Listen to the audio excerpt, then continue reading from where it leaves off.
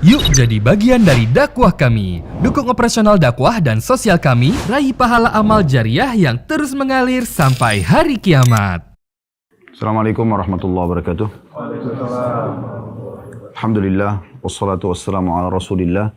Segala puji dan puja kehadirat Allah subhanahu wa ta'ala, juga salawat dan taslim kepada Nabi besar Muhammad sallallahu alaihi wa ala alihi wa sahbihi wasallam. InsyaAllah pada hari Jumat yang mulia ini, selepas asar seperti ini ada waktu mustajab. Semoga seluruh ibadah kita yang pernah kita kerjakan, yang sedang kita kerjakan, dan juga yang akan kita kerjakan sampai menjelang ajal datang nanti diterima dengan pahala yang sempurna. Dan semoga semua dosa yang pernah kita kerjakan, sengaja tidak sengaja, kecil ataupun besar, semua dimaafkan oleh Allah subhanahu wa ta'ala. Dan semoga Allah satukan kita semua di surga firdausnya tanpa hisab.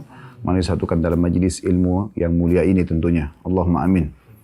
Baik, kita akan masuk teman-teman sekalian membahas salah satu surah yang semua umat Muslim hafal di dalam juz 30 dengan judul kita Waktumu Adalah Hidupmu.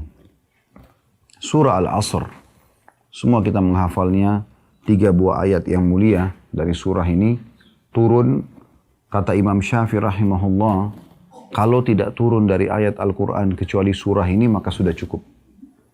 Allah subhanahu wa ta'ala berfirman, A'udzubillahi minasyaitonirrajim, wal 'asri innal insana lafi khusr illa alladziina aamanu wa 'amilus shalihati wa tawashaw bil haqqi wa tawashaw bis sabr. Demi masa. Waw di sini, waw qasam namanya, waw sumpah, ya. Seperti kalau orang bilang wallahi. Nah, itu waw sumpah. Mirip juga dengan surah Al-Fajr, Allah bilang wal fajr, ya. Demi waktu subuh, gitu kan, Allah bersumpah. Nah, Allah tidak bersumpah dalam kitabnya yang mulia Al-Quran kecuali memang ada informasi penting. Setelahnya ada namanya alif lam mu'arraf. Alif lam yang memperkenalkan sesuatu. Contoh misal gini. Kalau orang Arab mengatakan seorang laki-laki, bahasa Arabnya rajulun. Tapi kalau seseorang itu mau berbicara sama temannya, mereka sudah tahu laki-laki siapa yang dijadikan target untuk dibahas gitu. Dan mereka tidak mau sebutkan namanya. Mereka mengatakan ar-rajul. Didatangkan alif lam sebelumnya. Gitu kan? Kalau kita bilang masjid, saja umum. Tapi kalau saya sama teman ngobrol, saya mengatakan al-masjid, berarti kami sudah tahu masjid apa yang dimaksudkan. Karena alif lam ini fokus kepada target yang sudah diinginkan. Nah, Allah menyebutkan begitu. Di sini Allah tidak bilang wa asr, demi waktu. Tapi Allah datangkan alif lam wal asr. Berarti Allah inginkan waktu tertentu. Dan di sini ulama mengerucutkan kepada waktu kalian semasa di dunia. Umur yang sudah Allah kasih. Maka jaga baik-baik. Maksimalkan baik-baik. Jangan sampai dipakai pada kemaksiatan ataupun hal yang sia-sia. Itu maknanya. Lalu Allah bilang di ayat keduanya, Innal insana lafi khusr. Sesungguhnya manusia benar-benar dalam keadaan rugi. Dalam melalui waktu-waktu di dunia itu. Karena manusia terbagi menjadi kelompok-kelompok. Ada orang yang sibuk dengan amal soleh di waktunya. Dari amal soleh ke amal soleh yang lain. Dari zikir-zikir yang lain. Dari ilmu ke ilmu yang lain. Manfaat selalu. Maka ini dia beruntung. Karena dia isi waktunya. Dia tidak akan menyesali. Ada orang dari hal yang mubah mungkin ke mubah yang lain. Ini orang tidak berdosa tapi tidak juga ambil manfaat. Kayak dari makanan ke makanan yang lain. Minuman ke minuman yang lain. Terus kepada hal-hal yang mubah saja. Tapi tidak ada hal-hal ibadah yang dia lakukan ini. Ada orang yang rugi, yang paling rugi adalah sibuk dari dosa ke dosa yang lain. Dari dosa ini habis lakukan ke dosa yang lain lagi. Dari gosipin orang, gosipin yang lain. Dari dosa terus sibuk. Maka ini orang yang paling rugi. Gitu. Kemudian Allah mengatakan di ayat ketiganya, setelah mengingatkan maksimalkan waktu kalian di dunia, banyak sekali orang yang rugi di situ, kecuali satu. Illal ladzina amanu wa 'amilus shalihat. Kecuali orang yang beriman dan beramal saleh. Itu orang yang tidak sia-sia waktunya. Karena orang yang beriman tahu ada Tuhannya Allah yang mengatur dia. Dan juga Allah akan minta pertanggungjawaban atas waktu yang berlalu semasa hidupnya.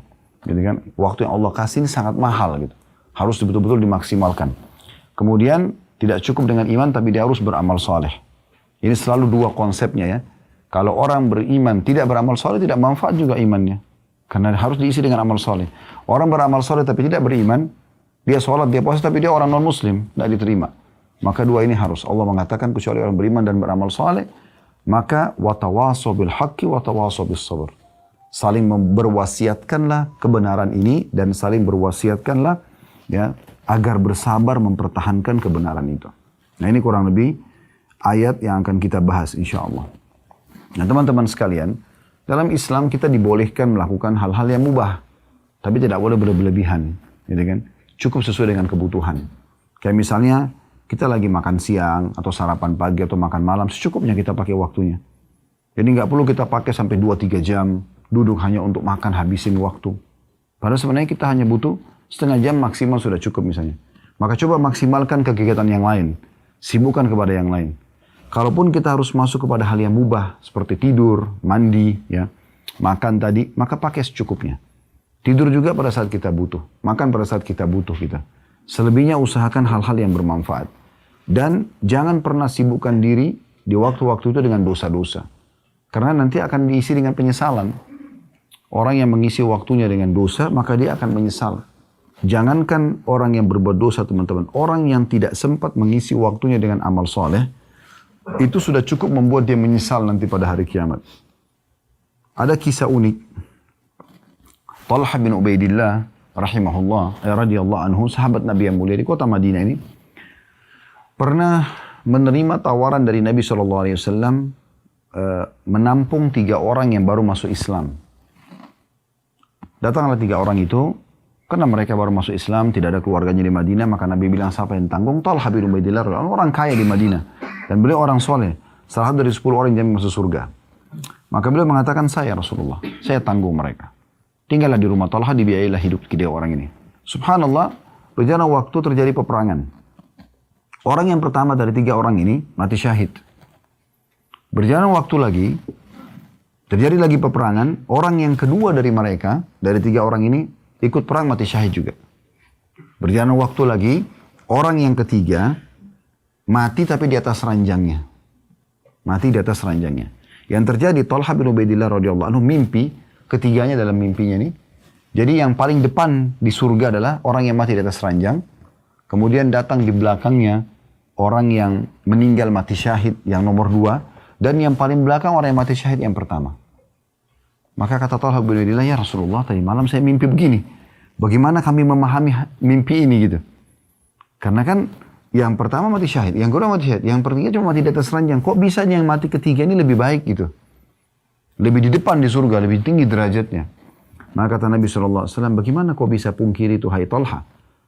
Dari mana kau bisa memungkiri tentang sholatnya, tentang puasanya, tentang zikirnya? Di umur yang Allah kasih, lebih berapa hari dari teman-teman yang mati syahid. Jadi artinya kalau teman-teman diberikan kesempatan umur dan bisa beramal soleh, jangan disia-siakan. Karena 1 hari aja itu mahal sekali. Terjadi juga di masa Nabi SAW dalam riwayat sahih, ada 2 orang bersahabat sama umurnya. Sama-sama masuk Islamnya. Subhanallah, salah satunya mati terbunuh, mati syahid. Pekan depan baru meninggal temannya, tapi mati biasa. Ini kejadian mirip kayak tadi. Orang kan kalau mati syahid pasti orang sudah anggap, oh luar biasa keutamaan. Tentu punya keutamaan memang. Tapi di sini kita lihat bagaimana orang kalau maksimalin waktu. Maka setelah menyolati jenazah orang yang kedua, orang yang pertama Nabi sholat itu juga mati syahid. Orang yang kedua mati biasa di atas ranjangnya, mati karena ajal datang, disolati oleh Nabi SAW. Lalu Nabi bilang begini setelah sholati. Bagaimana menurut kalian tentang orang ini dibandingkan temannya dia yang pekan lalu? Maka kata para sahabat, ya Rasulullah, semoga saja orang ini yang baru kita sholatin bisa mencapai derajat sahabatnya karena persahabatannya maksudnya. Karena kan yang pekan lalu mati syahid. Kata Nabi SAW, di mana kau dengan ibadahnya orang yang baru mati ini sepekan? Sesungguhnya ketahuilah perbedaan derajat antara orang yang baru kita sholat yang mati di atas ranjang dengan orang yang mati syahid pekan lalu antara langit dan bumi. Maksudnya lebih tinggi orang ini. Jadi teman-teman kalau Allah kasih kesempatan walaupun 1 menit saja, jangan disia-siakan. Sekarang begini, sebagai bahan muhasabah saja, introspeksi diri buat kita semua. Tentu dimulai dari saya. Kalau seandainya teman-teman, ini kita bicara kalau seandainya. Seseorang antara kita menghadapi malaikat maut. Dan itu pasti terjadi. Datang kepada kita, terus kemudian akan mencabut ruh kita. Tapi malaikat maut bilang begini, saya memberikan kesempatan telah diizinkan Allah untuk kamu tertunda ajalmu setengah jam. Setengah jam lagi saya akan cabut ruhnya. Gitu kan? Kira-kira setengah jam itu akan antum pakai apa? Oke. Saya mau tanya gini, apakah pada saat itu kita masih berpikir untuk cari restoran favorit kita? Masih maukah kita duduk ngobrol sama teman-teman? Masih maukah kita pergi ke mall cari baju favorit kita? Atau apa saja urusan dunia? Coba renung ini. Tidak ada. Kalau perlu setengah jam itu kita pakai bertobat, kita pakai sholat, tadi kita pakai sedekah, kita pakai berzikir. Kita bayar utang mungkin yang kita belum bayar, kan begitu. Harusnya kita nggak usah tunggu kejadian ini. Karena kalau malaikat mau datang, Allah mengatakan tidak akan ditunda. Ya. Kata Nabi SAW pada saat belum melewati satu kuburan, beliau mengatakan kepada para sahabatnya untuk memberikan peringatan. Demi zat yang jiwaku dalam genggamannya, demi Allah, sesungguhnya yang ada dalam kuburan ini sekarang, lebih dia cintai 2 rakaat sholat sunnah kalian dibandingkan dunia dan seluruh isi. Artinya kalau orang ini hidup sekarang, dia akan mengejar sholat 2 rakaat yang kalian sempat kerjakan, itu lebih dia suka daripada dikasih dunia dan seluruh isinya. Coba renungi teman-teman, berapa banyak orang yang meeting meninggalkan sholat Jumat, meninggalkan sholat wajibnya, ya, orang tuanya telepon tidak dipedulikan, banyak kesempatan emas amal soleh yang dia sia-siakan. Ini kenapa? Karena memang dia tidak subhanallah menyia-nyiakan. Nah, tujuan kita taklim sore ini untuk itu. Ya, bagaimana kita coba memaksimalkan waktu kita isi dengan hal-hal yang bermanfaat. Selalu tanyakan dari bermanfaat yang satu bermanfaat yang lain. Bahkan usahakan teman-teman sekalian, kalau kita kerjakan hal-hal mubah, ada nilai pahalanya. Bagaimana caranya Ustaz? Sekarang makan, bisa nggak akan jadi dapat pahala? Minum, tidur, ya, ngobrol, bisa nggak dapat pahala semua? Bisa. Syekh Abu Bakar Jazair rahimahullah, salah satu ulama yang pernah mengajar 40 tahun di Masjid Nabawi, sudah meninggal beliau. Beliau banyak punya karya tulis, diantaranya Minhajul Muslim yang kami bedah ada di YouTube ya. Beliau pernah merincikan masalah itu. Bahwasanya hadis Nabi SAW, innamal amalu binniyat, semua sesuai dengan niat, wa innamal likulli imri'in ma nawa, semua orang akan dibalas sesuai dengan niatnya. Ini menandakan dari hadis ini, bisa saja seseorang dengan niatnya, itu dia mengalihkan sesuatu yang mubah menjadi sunnah. Contoh misal, kalau kita ngantuk, dan kita katakan, ngantuk, tidur langsung. Hanya sekedar ingin menghilangkan ngantuk atau capek kita. Mubah. Nggak dosa, nggak pahala gitu kan. Tapi ini bisa kita ubah menjadi pahala. Bagaimana caranya? Niatkan dalam hati, kalau tidur yang akan kita kerjakan itu untuk memberikan hak tubuh yang Allah amanahkan.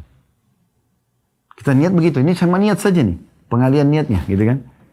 Maka akhirnya tidur kita yang 6 jam, 7 jam ini, itu akan ya, berubah menjadi pahala. Karena kita nggak mungkin ngantuk kecuali memang penciptanya. Allah yang memberikan kita rasa ngantuk. Sinyal kalau tubuh kita sedang butuh istirahat kan begitu. Jadi jangan cuma sekedar ngantuk, plak, langsung tidur gitu. Enggak, tapi bagaimana kita niatkan, oh ini untuk memberikan hak tubuh yang sedang Allah amanahkan. Karena memang tubuh harus dirawat kan. Nggak usah kita bicara kita masih hidup. Meninggal saja, jadi jenazah, bukankah jenazah harus dimandikan? Kenapa jenazah dimandikan? Padahal toh sebentar masuk tanah dan dimakan oleh belatung tanah jasadnya. Yang hidup kan ruhnya, gitu kan. Karena memang Allah SWT meminjamkan kepada kita itu dan kita harus menjaganya. Apalagi orang yang hidup, gitu kan. Mandi juga begitu. Allah Subhanahu wa taala memberikan kepada kita mandi segar. Kita merasa lebih segar. Ya, kalau kita tubuh ini lagi butuh pembersihan, kita diberikan oleh Allah rasa gerah. Maka dengan mandi kita segar. Kalau kita mandi saja cuma sekedar segarin badan biasa, karena nggak mau gerah, maka mubah. Tapi kalau kita niat memberikan hak tubuh kita yang Allah amanahkan sehingga kita rawat, maka menjadi pahala. Begitu juga dengan tidur, begitu juga dengan yang lainnya. Kita niatkan tidur untuk memberikan hak tubuh kita agar istirahat. Dan semua itu bisa menjadi sisi pahala di sisi Allah Subhanahu wa taala. Ada sebuah hadis Nabi SAW yang perlu kita renungi, hadis Bukhari. Kata Nabi SAW, ni'matani magbulun fihima kathirun minan nas. Ada 2 nikmat Allah yang melimpah sebenarnya. Orang semua bisa rasakan. Tapi dilalaikan oleh banyak manusia. Banyak manusia anggap remeh. Yaitu yang pertama, as-sihhatu. Kesehatan. Dan yang kedua, wal-faraq. Waktu lowong. Ya. Jadi waktu lowong ini teman-teman bukan untuk dipakai buang-buang gitu. Tapi dipakai hal yang bermanfaat. Kan? Dan ini perlu sekali untuk diperhatikan dan kita sendiri masing-masing mengetahui. Bukan kita tidak boleh duduk bersantai, enggak, tapi bersantai itu pun sesuatu yang berisi manfaat. Nanti kita dengar bagaimana para salafus saleh mengisi waktu-waktu mereka. Ya. Ada peringatan yang baik dari Hasan Basri rahimahullah. Beliau mengatakan perkataan yang baik untuk menjadi bahan renungan. Beliau mengatakan, Ibna Adam innama anta ayyamun kullama dhahaba yawmun dhahaba ba'duk. Artinya, wahai anak Adam, kamu hanya kumpulan-kumpulan hari. setiap kali harimu berlalu satu hari, maka pergilah sebagian dari dirimu. Jadi sebenarnya teman-teman yang dilakukan oleh orang-orang muslim, bangga dengan ulang tahunnya, merasa hebat, prestasi itu keliru. Kita justru harus hati-hati itu. Ya. Karena Allah SWT kalau memberikan kita kesempatan umur, bukan untuk mabuk-mabukan, bukan untuk maksiat, justru untuk beribadah. Semana sudah kita jelaskan tadi, 2 riwayat tentang kisah orang yang meninggal tapi sempat beribadah sepekan saja beda dengan temannya, sudah cukup beda derajatnya di sisi Allah Subhanahu wa taala.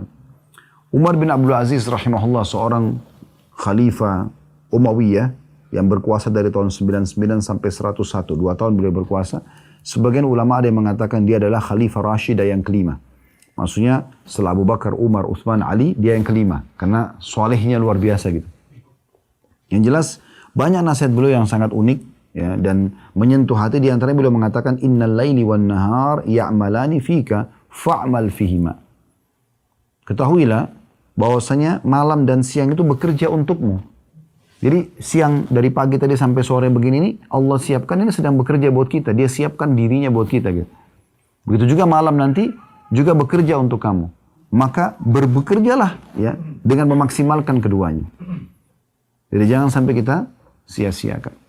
Teman-teman sudah tahu Umar bin Khattab radhiyallahu anhu itu kalau tidur malam, beliau selalu letakkan ada genangan ember, air, bejana di dekat ranjangnya. Dan kalau beliau tidur, beliau seringkali meletakkan tangan di bawah pipi atau kadang-kadang digeser sedikit. Kalau dia terbangun dan tersentuh dengan air itu, maka dia bangun dan tidak pernah lagi tidur, diisi dengan sholat malam. Karena ingin memaksimalkan waktunya. Imam Nawawi rahimahullah, pernah dengar Imam Nawawi ya? Meninggal belum 40 tahun, karya ilmiahnya sangat banyak. Banyak sekali. Hadis 40, Arba'in Nawawi, ada Riyadus Shalihin, ada banyak. Beliau itu teman-teman kalau mau tidur malam, ini caranya dia ya. Bukan berarti saya minta teman-teman begitu, tapi lihat bagaimana mereka maksimali waktu. Imam Nawawi rahimahullah itu belajar di 13 guru dengan 13 kitab sehari. Jadi kayak Bapak Ibu sekarang hadir begini sekali belajar sama kami, ini 13 kali pertemuan begini dalam sehari beliau buat. Orang kalau kuliah pun sekarang itu maksimal 5 materi, 6 gitu kan. Ini beliau 13 kitab di 13 guru, berbeda-beda bahasannya. Dan tidak cukup, saya tidak berhenti, tidak mengatakan, aduh sudah deh saya sudah belajar tadi capek, enggak. Pulang ke rumah nih, dia bersih-bersih, kemudian dia mulai pada saat mau tidur, dia ambil buku, kitab. Yang dia belum pelajari pada hari itu, kitab lain. Lalu dia tidur sambil berdiri, Imam Nawawi itu. Dia tidur menyandar di tembok, kemudian satu kakinya diangkat, dilipat, yang satunya menopang diri, lalu tidur. Begitu dia bangun baca buku. Begitu mereka luar biasa memaksimalkan waktunya gitu. Jadi nggak diisi dengan hal yang sia-sia, gitu kan? Kadang-kadang kan banyak orang di antara kita sudah nggak tahu harus buat apa, pegang handphone buka lagi, tutup. Padahal sudah tidak ada WA yang masuk. Nggak perlu lagi lihat itu. Kenapa nggak baca istighfar? Kenapa nggak baca salawat? Kenapa nggak berdoa? Kenapa nggak coba baca ayat Al-Quran? Lebih besar manfaatnya. Kan gitu. Itu contohnya. Imam Ahmad mengingatkan, rahimahullah mengatakan, aku hanya melihat masa muda itu, yang selalu orang anggap, saya masih muda, atau waktu lowong itu, seperti sesuatu yang menempel di bajuku, dan dia jatuh. Gitu kan. Setiap orang kadang-kadang terlalaikan dengan masalah ini. Abul Walid Al-Baji, rahimahullah, juga berkata, jika aku telah mengetahui dengan sangat yakin bahwa hidupku di dunia ini seperti 1 jam di akhirat. Karena kan satu hari di sisi Allah kan sama dengan 1000 ya, tahun gitu kan. Jadi besar sekali waktu di akhirat. Dari waktu dunia ini pendek. Kalau aku tahu bahwasanya waktuku di dunia ini dibandingkan akhirat sama dengan 1 jam saja waktu akhirat, maka mengapa aku tidak bakhil dengan waktu hidupku untuk melakukan perkara yang sia-sia? Dan hanya kujadikan hidupku ini dalam kebaikan dan ketaatan saja. Abu Bakar mengingatkan radhiyallahu anhu, statement beliau yang menarik. Beliau mengatakan, inna lillahi haqqan bin nahari la yakbaluhu bil lail. Ketahuilah ada hak-hak Allah di siang hari. Allah enggak terimanya di malam. Ya. Walillahi haqqun bil lail la yakbaluhu bin nahar. Dan Allah punya hak di malam hari, tidak diterima di siang hari. Maksudnya maksimalkan. Kayak tahajud, kan cuma di malam hari. Sekarang kalau kita luputkan tahajud itu, berarti kita nggak bisa kerjakan sekarang. Begini rasional teman-teman sekarang. Kalau ada peluang amal soleh jangan disia-siakan. Karena peluangnya tidak terulang. Nggak terulang. Gitu kan? Contoh misal, ada orang tidak sholat subuh tadi misalnya di masjid. Contoh saja. Ya. Itu kota yang besar, dia tidak sholat subuh. Anggaplah dia punya udzur misalnya. Ketiduran lah apa segala macam. Dia tidak berdosa karena dia ketiduran. Dia sholat di kamarnya misalnya atau di rumahnya. Baik. Perlu dia ketahui dan disadari oleh dia bahwasanya subuh itu akan dia temukan di catatan amalnya hari kiamat tidak sholat berjamaah di masjid. Dan tidak bisa diubah. Nggak bisa diubah itu. Nggak usah itu teman-teman sekalian. Saya punya pengalaman yang seumur hidup saya sesali itu. Subhanallah, maksudnya penyesalan positif sini ya. Pernah transisi perubahan waktu sholat. Teman-teman di Indonesia Barat sering rasakan. Sebenarnya di Indonesia juga terjadi sih ya. Tapi kadang-kadang ada waktu tertentu kita hampir setengah 12 sudah azan duhur. Gitu kan. Sampai saya bilang sama teman-teman tim, kalau setengah 12 sudah azan duhur, berarti kita live-nya jam 12 gitu kan. Habis duhur. Nah, kalau ada juga waktunya sampai jam 12, 12.10 baru azan gitu kan. Pernah transisi subhanallah ada tamu datang ke rumah. Di Jakarta setelah itu ngobrol-ngobrol, kok nggak kedengaran azan nih. Saya berpikir waktu itu masih waktunya jam 12:10, rupanya dia sudah mundur. 12.10 kok belum azan, 12.12 kok nggak kedengaran azan. Rupanya mikrofon dekat masjid dekat rumah itu rusak. Terus saya bilang sama akhi yang datang itu, sepertinya sudah azan, sudah lewat 2 menit nih. 12.10. Padahal dia sudah mundur tuh 12:05 atau 7 gitu. Sudah azan sebelumnya. Terus saya bilang, ayo kita ke masjid. Ayo kita ke masjid, jalan. Jalan sama-sama. Dekat rumah. Begitu saya masuk ke masjid, baru masukkan kaki kanan di masjid, orang sudah ruku, sudah sujud rakaat pertama. Terus saya masuk sama akhi ini, sholat sama-sama, itu masbuk 1 rakaat. Tapi setelah salam teman-teman sekalian, saya jadikan bahan introspeksi diri sendiri. Saya sampai mengatakan, subhanallah, ya, saya bahkan tidak bisa minta sama imam kembali dong ke rakaat pertama karena saya mau ikut dari takbiratul ihram. Gak bisa. Tercatat di buku amal saya, sholat duhur itu di hari itu masbuk 1 rakaat. Dan tidak bisa diperbaiki. Permasalahannya itu kalau amal soleh. Kalau kita nggak jeli mencari kesempatan untuk memaksimalkannya, maka susah. Ya. Kalau dosa, kita masih punya kesempatan untuk bisa memohon ampun, Allah maafkan, gitu kan? Tapi tentu kalau kita pertemukan teman-teman, mana yang lebih baik? Kita sibuk dengan amal soleh atau kita bertobat dari dosa? Tentu saja sibuk dengan amal soleh. Nggak boleh orang mengatakan, oh saya buat dosa aja sekarang, toh nanti kalau saya tobat juga Allah akan terima. Ya kalau dia nasuha memang diterima. Tapi waktu-waktu yang dia buat dosa dan akhirnya Allah bersihkan setelah dia taubat, ini berarti kosong dari amal soleh ini. Yang mungkin satu amal soleh cukup mengangkat derajat dia yang tinggi di surga. Dari mana kita tahu? Mungkin senyum dengan seorang muslim, mungkin ini, mungkin itu. Cukup mengangkat derajat yang sangat jauh di surga. Perbedaan jauh sekali. Sampai Nabi SAW pernah mengatakan atau kepada satu orang sahabat, ketahuilah, atau beberapa orang sahabat, ketahuilah, aku diperlihatkan orang dari umatku yang keliling dan menikmati istana di surga. Dan fasilitasnya itu dari duri yang dia pindahkan dari jalanan. Kan anggap remeh kan? Duri, paku. Itu saja dipindahkan, yang orang banyak anggap remeh, itu sudah cukup. Dia kata Nabi SAW, dia menikmati begitu luar biasa kehidupannya di surga. Menikmati semua segala macam. Jadi amal-amal sholat itu tidak bisa kita anggap remeh. Makanya kata Nabi SAW, la tahkiranna minal ma'rufi syai'a. Jangan kalian pelit-pelit dengan amal soleh. Jangan kena kecil kita anggap gak usah dikerjakan. Ingat, ibadah sunnah juga perintah agama. Selalu, itu kan sunnah. Seakan-akan begitu. Kenapa nggak puasa Senin Kamis? Itu kan sunnah. Zikir pagi petang sunnah. Salat qobliyah, duha, qiyamul lail sunnah. Umrah sunnah. Tapi sunnah itu perintah agama. Kenapa nggak dikerjakan? Apa fungsinya amal-amal sunnah? Fungsinya akan membantu amal wajib Bapak Ibu sekalian. Kan begitu dalam hadis Bukhari. Kata Nabi SAW, awal amal hisab hari kiamat adalah sholat. Kalau dia baik, maka beruntunglah dia. Dalam riwayat lain, akan membantu amal-amal lain. Kalau dia buruk sholatnya, maka akan rugilah dia. Riwayat lain akan mengganggu amal-amal lain. Akan mengganggu amal-amal lain. Dan kalau sholat wajibnya ada yang kurang, Allah Subhanahu wa Ta'ala berfirman kepada para malaikat, carilah amal-amal sunnahnya, sholat sunnahnya. Kalau ditemukan, maka akan menyempurnakan kekurangan sholat wajib. Coba bayangkan. Mungkin ada kita lupa wudu, kurang khusyuk. Ternyata sholat duha, sholat qobliyah, sholat tahajud, sholat witir, semua sholat taubat, tahiyat masjid, ini bisa membantu menyempurnakan itu. Kalau sudah sempurna sholat wajib kita, ini akan menambah ekstra pahala. Gitu. Dan kata Nabi SAW, itu berlaku pada semua amal-amal umumnya. Maksudnya, puasa sunnah akan bantu puasa wajib. Sedekah akan bantu zakat. Umroh akan bantu haji. Akan terbantu dengan amal sunnah itu. Amal sunnah juga yang banyak dianggap remeh oleh orang ini, teman-teman sekalian. Itu adalah penyebab datangnya cintanya Allah sebagai pencipta, gitu kan? Kata Nabi SAW, Allah berfirman, La yazalu abdun yataqarrabu ilai bin nafal hatta uhibbu. Seorang hamba terus dekatkan diri kepadaku dengan amal-amal sunnah sampai aku mencintainya. Kalau aku mencintainya, fa idza ahbabtu kuntu lahu sam'un liyasma'u bihi. Aku akan menjaga pendengaran yang digunakan untuk melihat. Basara yabsuru bihi, dan penglihatan yang digunakan untuk melihat, penglihatan yang digunakan untuk melihat. Wa yadu alladhi yabtishu bihi, dan tangan digunakan untuk menjamah.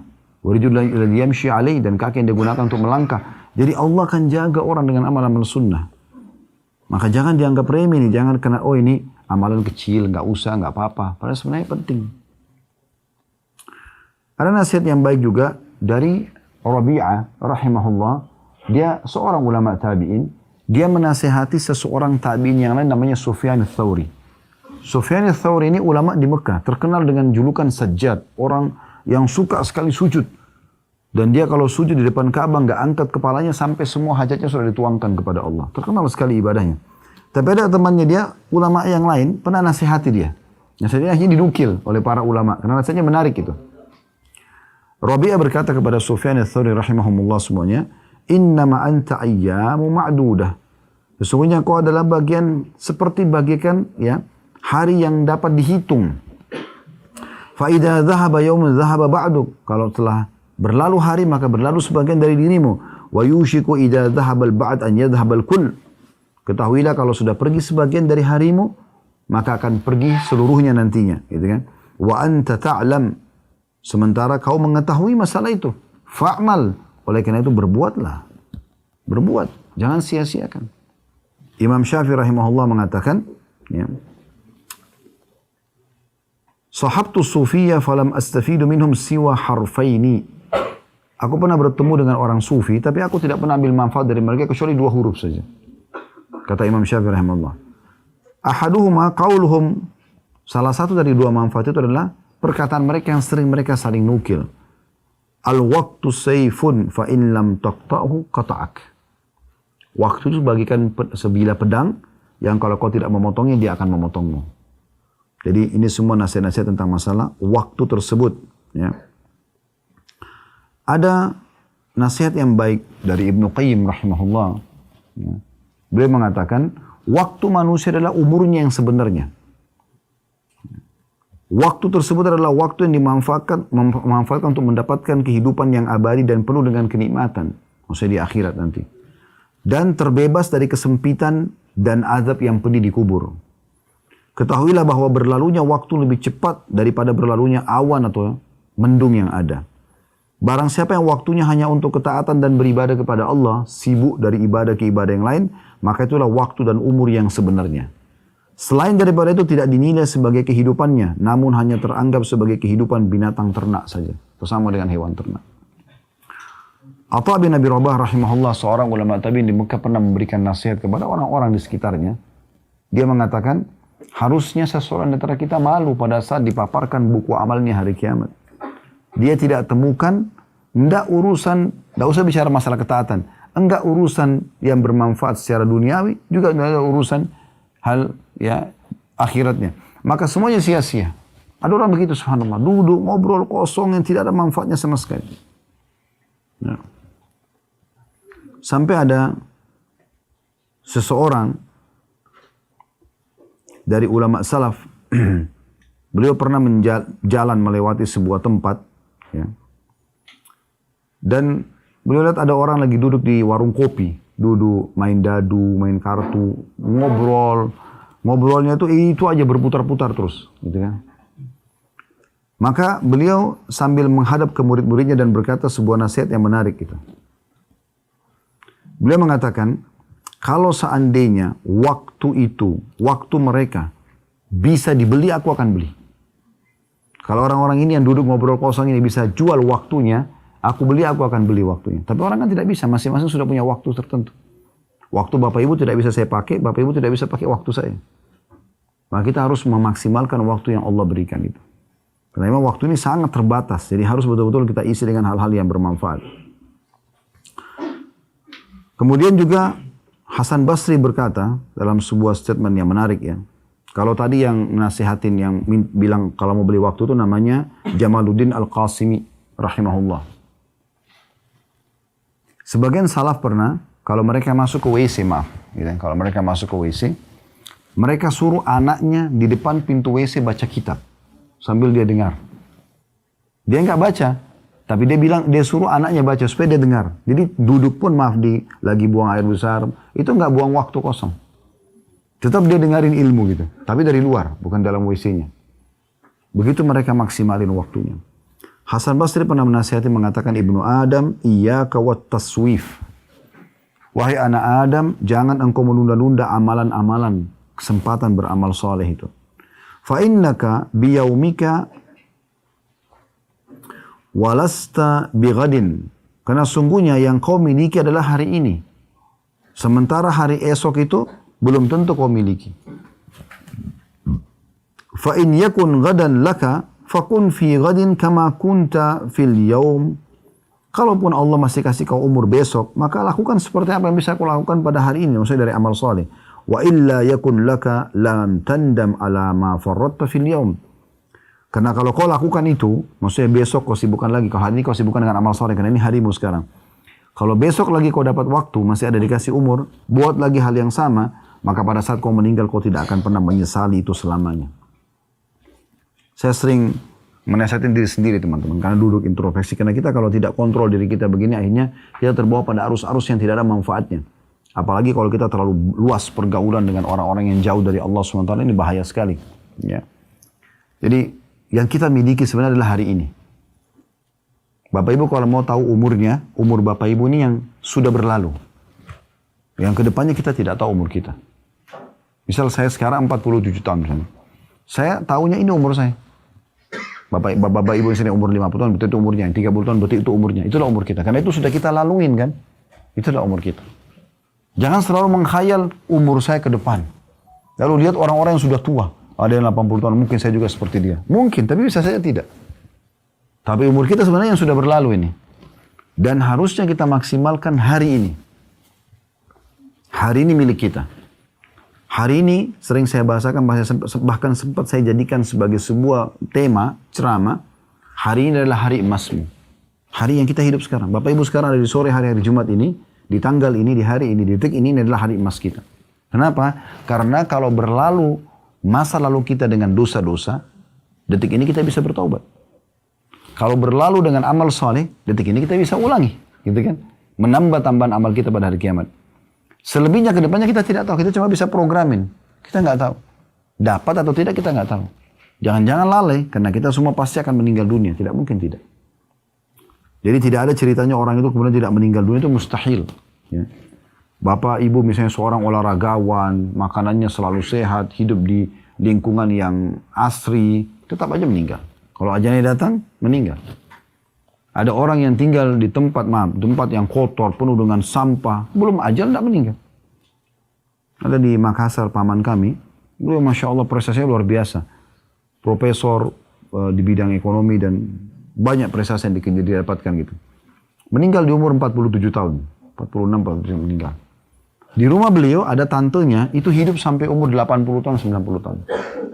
Padahal tantenya ini sudah tidak bisa jalan gitu, karena kan harus dituntun ke kamar mandi. Tapi kalau ajal datang begitu, tidak melihat gitu kan. Jadi jangan selalu menghayal dengan kulit yang masih kencang, umur yang masih muda dan selalu lihat orang yang lebih tua, ini keliru. Karena ajal bisa datang kepada siapapun. Berapa banyak orang meninggal masih muda, gitu kan. Beruntunglah orang yang bisa memaksimalkan harinya ini. Nah, saya mengajak dari saya dan teman-teman sekalian, kalau hari-hari lalu kita punya dosa, kita bertobat kepada Allah SWT. Ada amal soleh, sekarang kita maksimalkan dengan amal soleh tersebut. Jangan pernah berhenti untuk beramal soleh. Jangan pernah berhenti untuk menuntut ilmu. Isi terus dengan hal-hal yang baik. Dan jangan merasa terlambat. Pernah ada seseorang di perang Khaybar. Di zaman Nabi SAW. Ini keberuntungan yang Allah kasih gitu. Tapi dia tutup hidupnya dengan amal soleh. Dia lihat pasukan Nabi SAW yang mengepung benteng Khaybar. Khaybar kurang lebih 170-180 kilo dari sini. dikepung benteng Khaybar itu, dan dia lihat umat Islam. Dia belum pernah lihat ada pasukan perang seperti itu. Maksudnya mereka tuh menyerang kapan diinstruksikan oleh Nabi. Mereka nggak ada merusak, nggak bunuh hewan-hewan gitu kan. Terus malam hari mereka mengaji, baca Quran. Dan orang Arab ini faham apa yang dibaca, karena pakai bahasa Arab. Dia tertarik, dia datang kepada seseorang sahabat lalu menanyakan, kalian ini siapa? Agama apa? Ceritakan oleh sahabat tersebut tentang Islam, segala macam. Bahkan mereka keluar kenapa, mereka berharap mati syahid itu masuk surga. Diceritakan panjang lebar. Tertariklah orang Badui ini untuk masuk Islam. Dia mengatakan, saya mau masuk agama kamu. Kata sahabat ini, di depan sana ada Rasulullah. Datang aja langsung ke sana. Datanglah orang ini kepada Nabi SAW, lalu masuk Islam, syahadat dia. Lalu Nabi SAW waktu itu kebetulan dari 9 benteng Yahudi, ada 1 benteng yang baru dibebaskan, benteng pertama, dan ada harta rampasan perang. Nabi lagi bagi-bagi tuh untuk para mujahidin. Terus Nabi SAW bilang kepada sahabat yang membagi harta rampasan tersebut, berikan juga kepada orang ini. Maksudnya sahabat yang baru masuk Islam nih. Karena dia masuk Islam di saat pembagian harta rampasan. Kata orang itu, ya Rasulullah, saya masuk Islam bukan untuk ini. Saya masuk Islam karena saya mengejar apa yang sahabat-sahabat Anda kejar. Mereka mengatakan keluar dari Madinah ke sini jauh-jauh.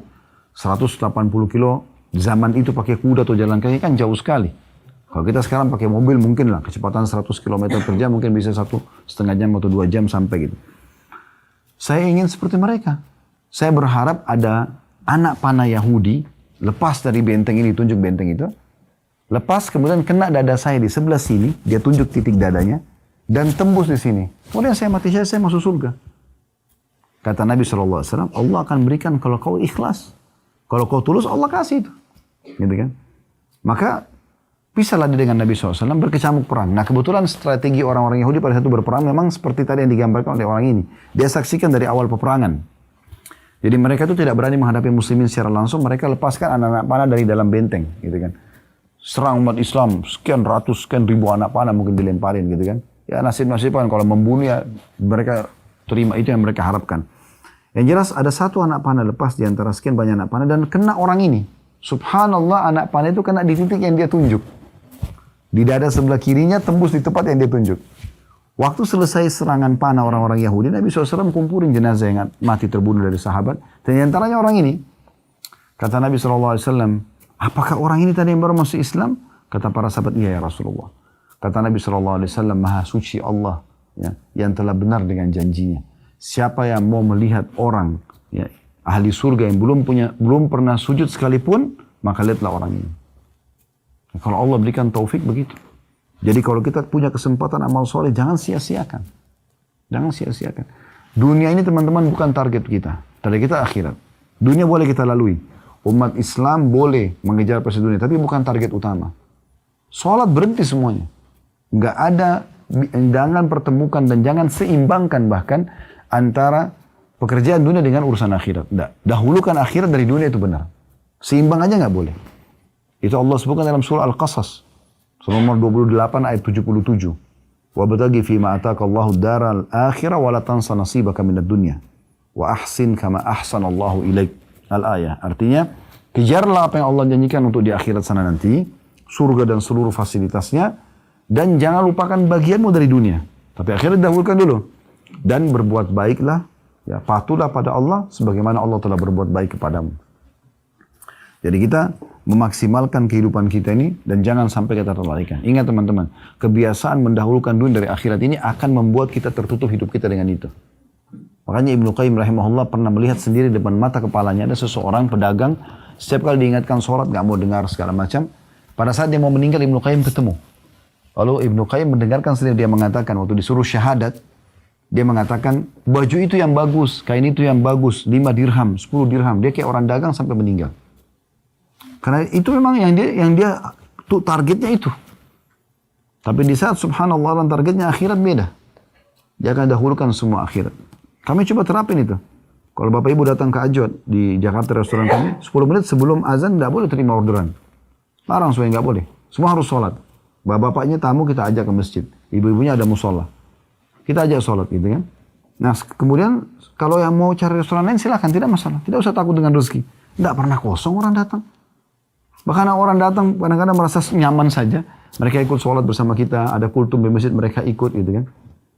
Karena dari satu sisi juga waktu kami pertama buka restoran di Kalibata sebelum pindah ke Condet dulu, itu ada beberapa restoran di sebelah kami di mall.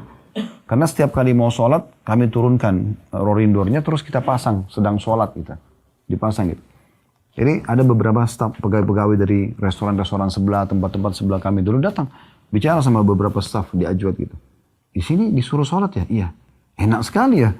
Kita ini jangankan disuruh sholat. Jumat aja nggak boleh sholat. Kenapa miliknya orang non-muslim? Yang perempuan disuruh buka jilbab. Kenapa kita teman-teman yang Allah amanahkan rezeki dan perusahaan segala macam tidak coba terapkan Islam di perusahaan kita? Orang non-muslim itu maksa orang kita untuk tidak sholat. Disuruh buka aurat. Dan segala macam hal. Gitu. Kenapa kita tidak coba ini? Nah ini kita perlu dahulukan akhirat itu daripada dunia. Gitu kan? Wajibkan, kalau kami wajibkan untuk ada program tahfidz Quran, tahsin. Mereka belajar dulu Al-Quran, mereka tahfidz Quran. Bahkan kalau bisa hafal Quran dalam 2 tahun, kita kasihin uang, bonus. Kasih 10 juta uang. Gitu kan? Jadi ada yang datang kerja sama kami itu hanya mau ikut tahfidz Qurannya saja. Kenapa kita tidak coba buat program begitu? Dan ternyata dengan kita arahkan mereka ke agama, itu pekerjaan juga berpengaruh sekali. Karena dia sudah tahu hubungannya dengan Tuhannya gitu. Nah ini contoh-contoh juga dalam pemaksimalan waktu itu. Nah ini Ibnu Qayyim rahimahullah menyampaikan kisah ini betul-betul kisah yang terjadi di masa beliau. Dan bagaimana dia lihat dengan mata kepalanya gitu. Dan memang teman-teman kalau kita kembali kepada dasar kenapa kita diciptakan, memang untuk itu. Kalau Bapak Ibu tanya untuk apa saya ada di muka bumi ini, memang untuk ibadah. Apakah saya diciptakan untuk sholat Ustaz, untuk puasa, untuk sedekah, untuk mengaji, untuk duduk majelis ilmu, untuk bakti sama orang tua, untuk jenguk orang sakit? Jawabannya iya. Memang untuk ini kita hidup. Bukan untuk yang lain gitu. Jadi kalau ada orang menomor 2kan ibadah, kemudian dia dahulukan urusan yang lain, maka ini berarti tidak paham tujuan hidupnya. Itu yang Allah sebutkan dalam surah Az-Zariyat. Surah nomor 51 ya. Di ayat 56 sampai 58. Wa ma khalaqtul jinna wal insa illa liya'budun. Aku tidak ciptakan jin dan manusia kecuali untuk beribadah kepadaku. Ma uridu minhum rizqin wa ma uridu minhum an yut'imun. Aku tidak pernah berharap mereka memberikan aku rezeki, kata Allah, dengan ibadah itu. Dan aku juga tidak ingin mereka memberikan aku makan. Innallahu warrazzaqu dzul quwwatil matin. Allah itu zat yang maha perkasa dan juga ya, pemberi rezeki. Pemberi rezeki dan sangat kuat, sangat kokoh. Nggak butuh dengan makhluknya. Allah itu samad. Allah yang tidak berbutuhkan pada siapapun dan semua bergantung pada dia. Dan Allah menyebutkan juga dalam surah Al-Mu'minun. Surah nomor 23 ayat 115. Afahasibtum annama khalaqnakum abathan wa annakum ilaina la turja'un. Apakah kalian mengira kami menciptakan kalian sia-sia dan tidak akan kembali kepada kami? Itu enggak mungkin, gitu kan? Jadi harus kita sadari ini tujuan awal kita diciptakan. Dan memang untuk ibadah. Jadi Bapak Ibu luangin waktu untuk pergi umroh begini, sebenarnya ini tujuan hidup memang. Ini bukan karena ngisi waktu, bukan. Tujuan hidup memang untuk ini. Untuk haji, untuk umroh, untuk sedekah, duduk di majelis ilmu seperti ini. Bukan di waktu lowong, bukan. Memang harus dilowongkan waktunya. Karena memang tujuan kita untuk itu hidupnya. Ingat teman-teman, sebagai penutup kita akan buka pertanyaan setelah ini. Penyesalan akan ada di akhir. Penyesalan selalu datang terakhir. Dan jangan pada saat itu sudah datang baru kita menyesal, nggak ada gunanya. Jangan tunggu penyesalan terjadi. Banyak ayat Al-Quran menyebutkan tentang masalah penyesalan, gitu kan? Banyak sekali. Dan ayat-ayat tentang masalah ini betul-betul sangat gamblang, sangat jelas. Gitu. Di dalam surah Al-Mu'minun ayat 99 Allah mengatakan gitu. Qala rabbi irji'un. Ayat 100 la'alli amalu salihin fima tarakt. Orang-orang nanti pada saat mau wafat dari orang-orang kafir, orang yang banyak berbuat dosa, mereka mengatakan, wahai Tuhanku, kembalikan aku di dunia. Semoga saja saya bisa beramal soleh. Dari amal-amal soleh yang aku sia-siakan. Mereka begitu, tapi kita jangan tunggu ini. Bapak Ibu sore ini mendengarkan dari kami, ini peringatan dari Allah Subhanahu Wa Taala. Ya, jangan tunggu nanti kematian datang, baru kemudian kita menyesal. Itu nggak ada gunanya. Di akhir surah Al-Munafiqun juga begitu Allah sebutkan. Ya. Wa anfiqu mimma razaqnakum min qabli an ya'ti ahadakumul maut fa yaqulu rabbi laula akhartani ila ajalin qaribin fa asaddaq wa akun minas salihin. Allah SWT mengatakan, infakkan, keluarkan apa yang kalian miliki itu. Dan jangan sampai seseorang dari kalian datang ajalnya, baru dia mengatakan, ya Allah, tolong terlambatkan beberapa saat saja, supaya aku bisa bersedekah dan aku termasuk orang-orang saleh. Kalau Allah bilang, wala yuakhirallahu nafsan idza jaa ajaluha. Tapi ketahui Allah tidak akan mungkin tunda ajal orang kalau sudah datang. Wallahu khabirun bima ta'malun. Allah akan memberitahukan apa yang kalian kerjakan. Jadi jangan tunggu penyesalan itu datang, baru kita mau menyadari. Gak ada gunanya. Mumpung sekarang. Dan ingat teman-teman, Allah tidak akan pernah turunkan tangan dari langit untuk memberhentikan kita dari kelalaian kita atau maksiat kita. Ada orang begitu. Kenapa kamu nggak tobat? Iya ya, kapan ya? Seakan-akan tunggu Allah turunkan tangan berhentiin dia. Itu nggak mungkin. Peringatan Allah sudah ada dari dalam kitab Al-Quran. Peringatan Allah dari lisan Nabi Muhammad SAW. Nabi sudah meninggal, dilanjutkan oleh para da'i dan para ulama. Harusnya kita menyadari, sudah ada. Ya. Nanti teman-teman di akhirat, orang kalau masuk neraka itu, masuk dalam neraka dalam kondisi yakin dengan keadilan Allah. Dia tahu karena Allah tidak pernah suruh dia berbuat dosa, dia yang buat sendiri, dia zalimi dirinya. Dia lah yang riba, dia lah yang mencuri, dia yang menggibah, dia yang memfitnah, dia yang memukul, dia segala macam. Maka dia rasakan akibat perbuatan. Jadi Allah tidak pernah menzalimi siapapun. Oleh karena itu selamatkan diri kita sendiri teman-teman. Tidak ada yang bisa menyelamatkan. Kami dan teman-teman da'i yang lain cuma bisa teriak-teriak seperti ini. Keputusan di tangan Bapak Ibu sekalian. Beruntunglah orang yang mendengar kemudian dia merenungi lalu menerapkan dalam hidupnya. Itu berarti keberuntungan buat dia. Gitu kan? Tapi orang kalau cuma sekedar mendengar kemudian menganggap ya sudahlah, ya bahasan itu, ya bagus ya, cuma sebatas itu ya tidak ada manfaatnya buat dia. Jadi tidak membawa pada perubahan. Padahal sebenarnya majelis ilmu diharapkan ada perubahan. Kalau teman-teman bubar dari majelis ilmu merasa ada rasa takut kepada Allah, ada rasa menyesal terhadap waktu yang terlalaikan atau amal soleh yang terlewatkan, maka itu target daripada majelis ilmu itu sendiri. Allahu a'lam.